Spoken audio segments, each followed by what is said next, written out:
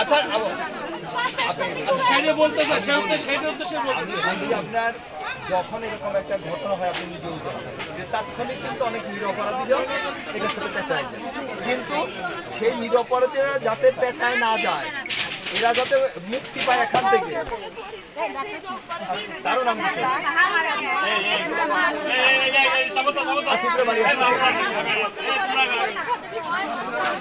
না কোনো অসুবিধা হবে না, আমি তো বলে গেলাম ওনার ছোট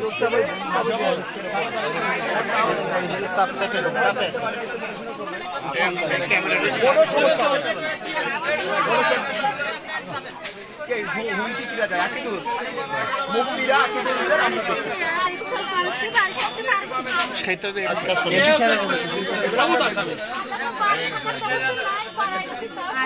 আপনারা সবাই বাড়ি থাকবেন, বললাম তাহলে আমাদের বাড়ি থাকবেন। যাদের নামে মামলা হয়েছে আপাতত তাদের থাকা দরকার নেই, জামিনটা করা, আর যাদের নাম হয় নাই তারা আসুক বাড়িতে। এই যে ওসি সাহেব বলতেছে আসলে তো উনি আসবে, আপনারা কথা শোনেন। এই শোনেন ভাই, আমি কথা বলছি। আমার কথাটা সবাই শুনতে পাচ্ছেন? আচ্ছা আমি বলি আইনের ব্যাখ্যা হলো এটা যে মামলার বাদী হয়েছে জামিন বিশ্বাসের ছেলে। উনি হলো ওসি সাহেব, সবচেয়ে বড় দারোগা পাংশার।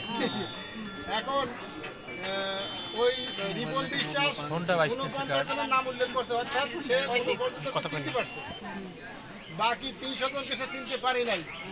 300 কম হতে পারে, বেশি হতে, সে বলছে আনুমানিক অজ্ঞাত মানে, তাই সে তাদেরকে চিনতে পারি নাই। ভালো করে বুঝেন আপনারা, অজ্ঞাত মানে সে তাদেরকে চিনতে পারি না, 49 জনকে চিনতে পারছে। এরা তার বাবাকে মারার জন্য এবং তার চাচাকে মারার জন্য এরাই দায়ী, বা এরাই তাদের বাবাকে মারছে, এই জন্য সে 49 জনকে নাম দিছে। আর সে ধারণা করছে যে এভারেজ 300 লোকের মতো তাদের সাথে ছিল, কে কে ছিল এটা সে বলতে পারে না, এটা হলো আইনি ভাষা। এখন কথা হলো যে 49 জনের যে নামটাও দিছে, সেই 49 জনই যে আমি ধরবো তা কিন্তু না, আর 49 জনকে বাদ দিব তাও কিন্তু না। এই ঘটনার সাথে যারা জড়িত আমি সাক্ষ্য প্রমাণ যাদেরকে পাবো তাদেরকে ধরবো।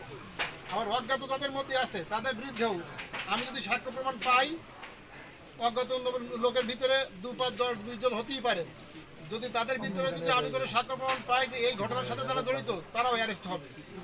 তার মানে এইটা না যে তারা 300 জন অজ্ঞাত দিচ্ছে বলে আমার 300 জনের পুরো দেবে, যেটা আমার এমপি স্যার একটু আগে বলছে যে কখন 300 জনকে আমাকে ফিগার পুরাতেই হবে, এটা কিন্তু আইনি ভাষা না, আর কখন এটা হবে না।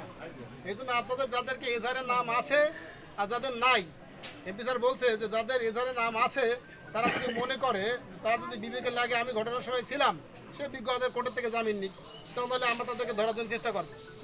আর যারা অজ্ঞাত আছে আপনারা সবাই এলাকার যত পুরুষ মানুষ আছে কেউ বাইরে থাকার দরকার নেই, সবাই এলাকায় থাকেন, আপনাদের স্বাভাবিক কাজকর্ম করেন। অনেকে অনেক রকম ভয় দেখায়, কেউ ভয় পাবেন না।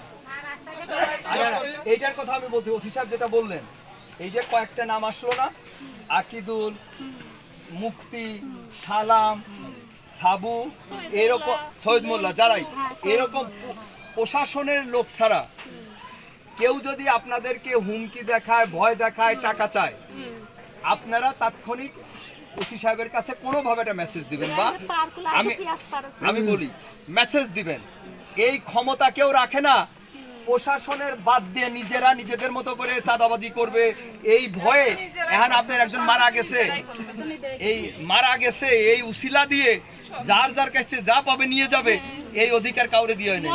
যেটা করবে সেটা আমি বলি, যা করবে একমাত্র প্রশাসনের লোক যদি কিছু বলে যে আপনারা দোষী, আপনাদেরকে আমরা নিয়ে গেলাম, তাহলে যেতে হবে আপনাদের।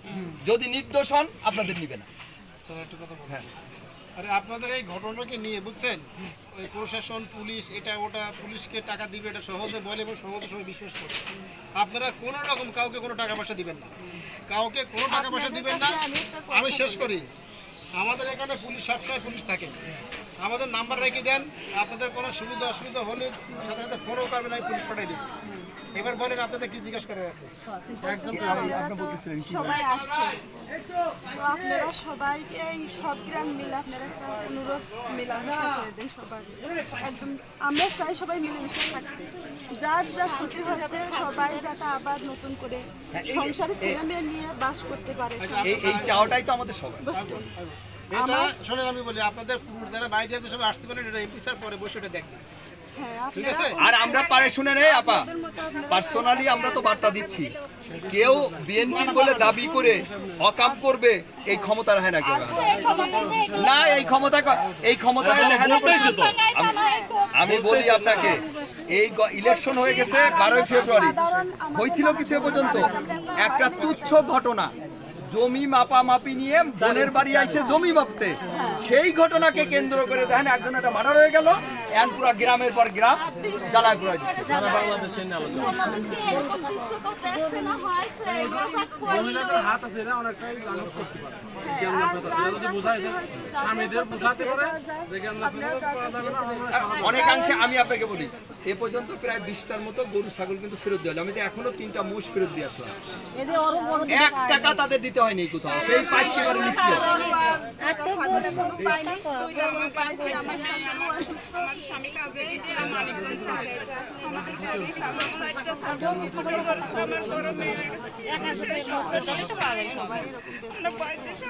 আপনার স্বামী কি আসামি হয়েছে? আমার স্বামী মানিকগঞ্জ, হয়েছে নাকি? না, আসামি হয়নি। স্বামী বলতে খাবার আছে বাইরে। বার আসতে পারে।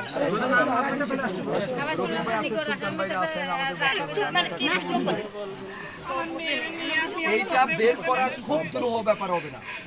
এই গরু ছাগল যেগুলা ফেরত গেছে আসছে আলহামদুলিল্লাহ, সেই আর বাকিগুলা ফেরত না আসলেও এটা বেচা কিনা হয়েছে, টাকা পয়সা যাই হয়েছে, এইগুলাই আর যে কোনো মূল্যে ফেরত দিয়ে দিতে হবে। ব্যবস্থা করতে হবে, নাইলে আর আমাদের নাকে খত দিয়া ছাড়ার কোনো জায়গা থাকে না।